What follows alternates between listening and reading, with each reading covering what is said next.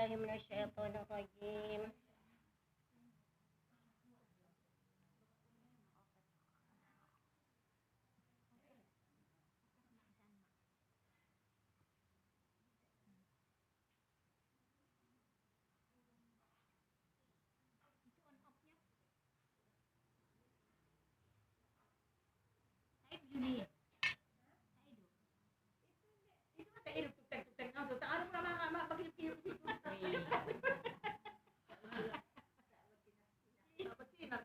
Bluetooth mode.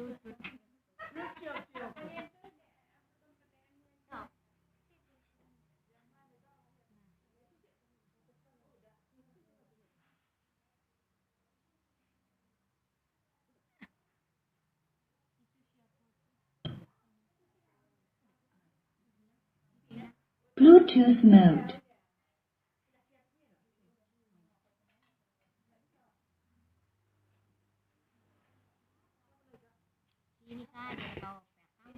A'udzubillahi minasyaitonir rajim. Bismillahirrahmanirrahim.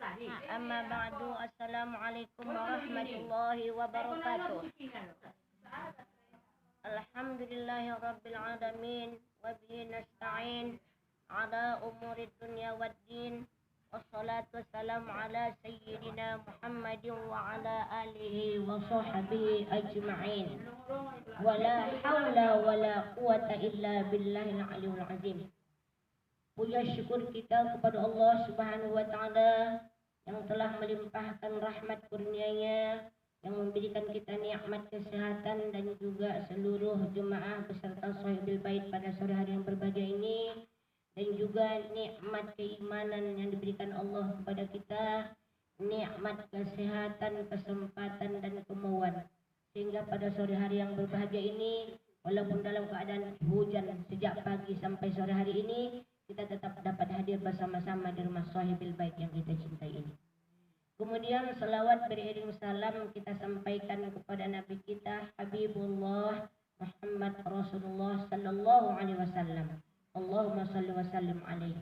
Dengan datangnya beliau membawa ajaran yang benar kepada kita, sampai pada sore hari yang berbahagia ini, sebahagian daripada ajaran-ajaran beliau dari Allah Subhanahu wa taala insyaallah dapat kita laksanakan.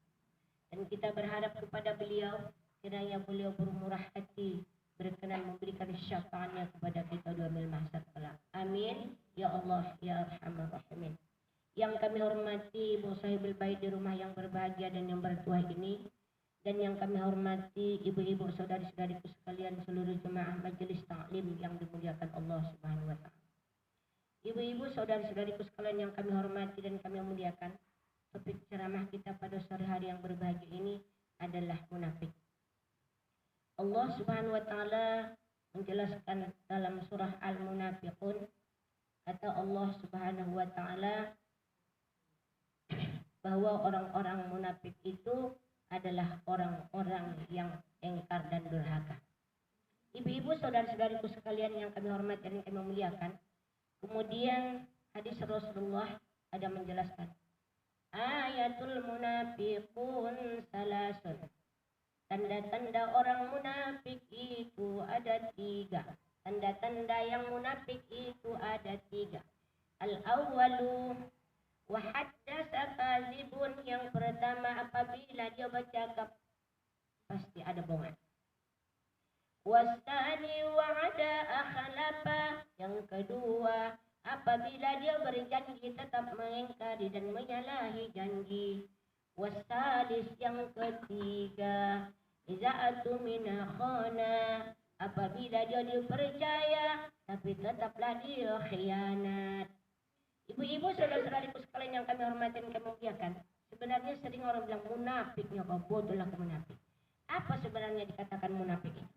Allah Subhanahu wa taala menjelaskan dalam surah Al-Munafiqun, kata Allah Subhanahu wa taala, innal munafiqun kadzibun. Sungguhnya orang-orang munafik itu adalah pendusta. Munafik itu apa sebenarnya? Munafik itu lain di lidah, lain di bibir, lain di hati.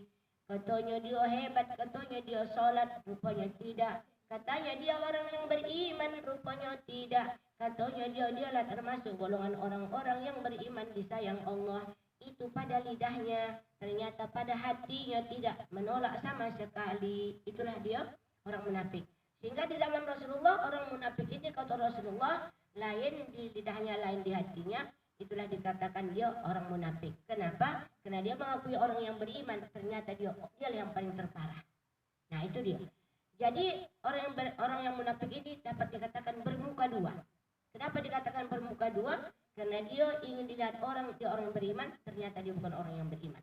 Nah itulah tandanya munafik. Makanya kata Rasulullah, alamatul munafiqu salasun, tanda-tanda munafik itu ada 3. Iza ahdasa kadzabun, apabila dia berbicara tetap pendusta.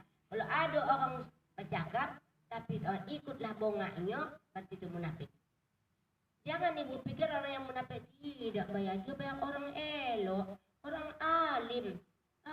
Tidak akan bongak. Ini pernah terjadi pada saya. Assalamualaikum. Waalaikumsalam. Siapa ibu? Ya, bapak ada di rumah? Ada di rumah. Tadi 5 menit yang lewat saya telepon bapak, katanya di luar kota. Ini tidur. Haji, udah umroh, ustaz lagi. Itulah kita bayangkan. Jadi bukan tergantung kepada sholatnya, tergantung kepada waraknya, tergantung hatinya. Munafik ini terpulang kepada hatinya. Makanya kata Rasulullah, orang munafik itu lain hatinya, lain bibirnya. Bukan ibadahnya yang menentukan dia bahwa dia adalah munafik, tidak. Tapi hatinya. Nah itulah dia. Itu yang pertama. Berarti dia suka berbohong. Walaupun dia orang yang sholat, walaupun dia orang yang sering puasa, walaupun dia orang yang sudah haji, walaupun dia sering sudah umroh, Islam dia, tapi kalau hatinya tetap berbohong, itu juga munafik. Itu kata Rasulullah. Orang yang berbicara itu tapi ada bohongnya kalau berbicara. Jadi kita ini pun menjadi iktibar bagi kita. Kalau ada lagi bohong dalam hati kita itu berarti kita termasuk munafik. Jadi kita sendirilah mentrospeksi diri kita. Kenapa? Karena dusta itu adalah termasuk dosa besar. Ada 75 dosa-dosa besar. Termasuk salah satu dusta. Orang yang suka berdusta berarti dia selalu melaksanakan dosa besar. Orang yang banyak melaksanakan dosa besar, kalau dia tidak taubat jelas empatnya pin. Nah, mulai. Jadi jangankan Allah nak syukur sama dia, kita sendiri pun tak syukur sama dia.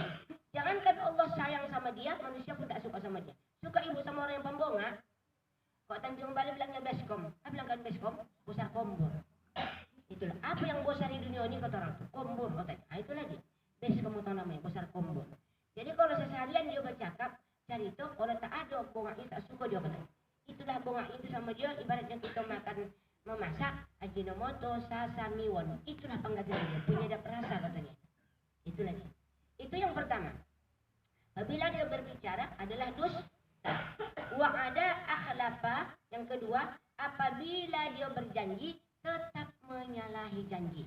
Jadi kita pun ibu kalau berjanji kita, kalau tak bisa kita datang, sekarang mudah urusan, ambil HP, telepon. Mohon maaf aku tak bisa datang. Aduh halang tiba-tiba datang tamu minta maaf. Jangan berjanji mengulur-ulur janji. Mohon maaf kalau Pak hutang pun kita, tak lambat bayar duit hutang kita itu, datang awak. Biar Pak muak dia gitu. Tak maaf aku bunuh marah duitku. Marah, kau bunuh pun dia bunuh marah duit. Datang muncul minta maaf. Jangan besok ke besok. Aduh tapi tidak mau bayarnya. Besok ke besok. Kadang-kadang berhutang berondok lagi dalam WC. Betul tidak? Nah, jelas kita jujur aja. Tak maaf aku belum bisa aku bayar hutangku. Marah lah, kau pukul aku, kau bunuh pun aku jadi. Kalau kita langsung berhadapan dengan orang yang minta maaf, tak akan tega dia. Betul tidak? Hati kecil itulah.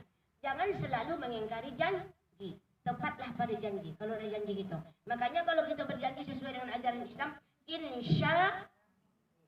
jadi kita pergi besok, insya Allah ya. Apa arti insya Allah? Kalau dikehendaki Allah. Jadi kalau tak jadi berarti tak dikehendaki Allah. Dikasih tahu jauh sebelumnya, sebelum waktu yang kita tentukan. Karena kita takut orang yang munafik. Nah itulah.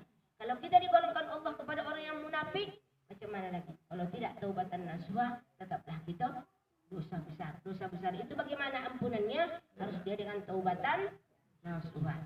Anggap enteng gitu kan Bu? Alah, pala-palambong, apalah itu. Tapi tak tahu dia pembongak itu di sekarang kirinya ada rokit. Ya Bu, atik, rokit dan atik. Aduh, di kanan kirinya pengawal pribadi mencatat yang tidak bergaji, malaikat yang tidak bergaji. Itu namanya pengawal pribadi. Kemudian ibu-ibu saudara-saudaraku yang sekalian yang kami hormati dan kami muliakan, sukakah ibu dengan orang yang berjanji tapi tak pernah menepati janji? Nah, di dunia ini kalau ada orang berjanji ternyata dia selalu mengulur waktu, itu Indonesia. Atau orang di Indonesia adalah jam karet. Apabila orang yang tidak tepat pada janjinya termasuk munafik, janganlah marah. Kita bilang munafik juga gue tak tobat janji kau, janganlah marah. Kenapa? Karena perbuatan kita sendiri. Kenapa bisa orang mengatakan itu? Karena berdasarkan dengan hadis Rasulullah. Nah, itulah dia. Dua ya Bu. Yang ketiga, apabila kita dipercayakan orang, jangan kita mengkhianati. Susah Ibu. Susah ini memang. Kalau memang belum bisa kita untuk dipercaya orang, hati-hati memegang amanah. Al-amanatu, amanah itu adalah perintah Allah. Ibu mau mendengar sejarah. Di zaman Rasulullah, kata Rasulullah, wahai fulan, kata Rasulullah kepada seseorang, maukah kau kami suruh untuk mengumpul zakat, mengumpul hasil zakat, ikutin zakat? Mau katanya. Begitu ibu dikumpulnya zakat itu tadi, katanya Rasulullah, ya Rasulullah, ini hasil zakat. Kemudian sebagian lagi ini pengasih orang itu sama kami. Padahal ternyata hasil zakat semua. Tapi dikatakannya pengasihan orang itu karena dia capek menghidup zakat. Jadi zakatnya tidak diambilnya, tapi katanya itu pengasihan orang sama orang itu karena capek mengasih zakat. Ternyata itu zakat semua. Lalu Rasulullah berdiri dan berkata, apa kata Rasulullah? Maka janganlah kamu menjadi orang yang pendusta. Janganlah kamu menjadi orang pengkhianat, kata Rasulullah. Karena orang yang pengkhianat itu dosanya besar dan tempatnya di dalam neraka. Nah, itulah dia. Makanya lebih baguslah hingga kata Rasulullah, surah bainahum, kata Allah Al-Quran, kata Rasulullah, musyawarahlah di antara kamu, jujurlah. Karena jujur itu tidak dapat diboli. Bilangkan aku menjadi orang yang jujur, ya aku bayar sama kau. Tak bisa. Bisa Bu? Bisa. Bilangkan aku menjadi orang yang jujur, ya aku bayar apa tidak kau. Sekali sudah untuk selamanya tidak. Tapi karena perbuatannya selalu jujur, walaupun tak dibilangnya sama orang tetap aja menganggap jujur. Maka selalulah kita jujur. Ad-dinun nasihah. Agama Islam yang kita cintai ini adalah agama saling ingat mengingatkan. Kalau ada kawan awak, ingat ya, bahwa kejujuran itu lebih dari segala-galanya. Marah Allah, ada malaikat makhluk dan adil. Salinglah kita mengingatkan orang. Tapi kadang-kadang kita tak mau mengingatkan orang di depan orang. Tapi di belakang orang kita cakapkan. Nah, itulah kita. Jadi sebenarnya adil nasihat itu agama Islam ini saling ingat mengingatkan. Kalau ada orang kita tengok tak jujur, bagus-bagus kita menangis. Yang jujur aja lah kau bah. Jangan bongak-bongak, yang betul-betul marah Allah selalu kita ingatkan. Kenapa? Kalau ada orang yang tidak jujur, lalu kita bantu ketidakjujurannya, berarti sabar. Sedangkan tidak jujur itu adalah sama dengan apa Bu orang yang tidak jujur? Sama dengan orang yang korupsi. Orang yang korupsi suka Allah? Tidak. Setiap yang dibenci Allah, maka selalu kita berdoa. Itulah doa saya tadi. Itulah doa kita. Allahumma arinal haqqa haqqan warzuqna ittiba'ah wa arinal batilan batilan warzuqna ijtinabah. Selalu kita ucapkan. Ya Allah, tunjukkan kepada kami yang benar itu benar dan halal ya Allah, dan tunjuki hati kami untuk mengerjakannya ya Allah. Allahumma ya Allah ya Tuhan kami, tunjukkan kepada kami yang batil itu batal dan haram ya Allah. Jangan kau beri kami waktu walaupun sedikit sekali untuk mengerjakan yang batal itu ya Allah. Setiap saat kita berlindung kepada Allah supaya Allah tetap senantiasa memelihara kita daripada dosa-dosa besar. Karena dosa besar ini luar biasa. Kalau tidak kita ampuni dengan taubatan nasuha, hanya dengan istighfar saja tak mampan. Itu tidak mampan karena salah satunya ketidakjujuran itu, orang pendusta itu apa yang disebutkan oleh Rasulullah tadi, salah satunya itu adalah dosa besar. Yang tiga itu dosa besar. Jadi dosa besar ini tak bisa dengan istighfar, tak mampan. Kalau udah banyak pula apa tuh? Udah banyak kotah yang dipakaian nih, tak mampan lagi tuh pemutih itu Bu sedikit tuh. Ondak sakit dah kau mampan membosehin. Jadi kalau memang sudah banyak dosa-dosa besar dalam hati kita nih, tak mampan lagi Ibu dengan istighfar. Apa lagi dibuat? Taubatan nasuha. Bagaimana dengan taubatan nasuha ini? Berjanji dengan diri kita bahwa kita tidak akan mengulangi perbuatan itu lagi. Dan sehingga mengalir air mata kita meminta ampun kepada Allah. Tapi betul-betul dari hati. Bukan air mata yang dari mulut ini, dari lidah ini ke mata. Tak laku.